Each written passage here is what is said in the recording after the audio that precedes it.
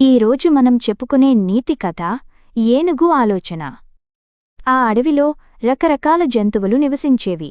అక్కడ పులి, సింహం వంటి భయంకరమైన జీవులు లేకపోవడంతో అవి ప్రశాంతంగా జీవించేవి. అక్కడే ఉండే కుందేలు మాత్రం తనకంటే తెలివైన జీవి అడవిలో మరొకటి లేదని గర్వపడేది.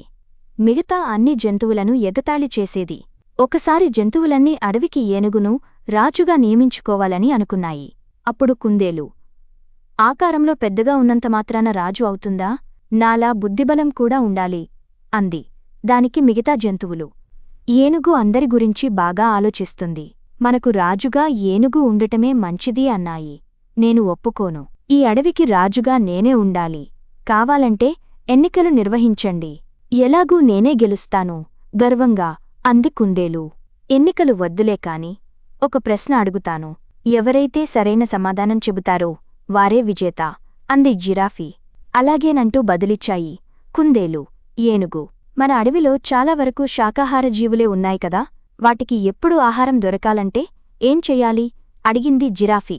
ఏముంది, ఎక్కువ చెట్లు ఉన్న చోట్లకి వెళ్ళాలి అంది కుందేలు. ఎక్కువ చెట్లను పెంచాలి. అప్పుడే కావాల్సినంత ఆహారం దొరుకుతుంది అంది ఏనుగు. అప్పుడు జిరాఫీతో సహా మిగతా జీవులన్నీ, రాజంటే భవిష్యత్తు గురించి కూడా ఆలోచించాలి.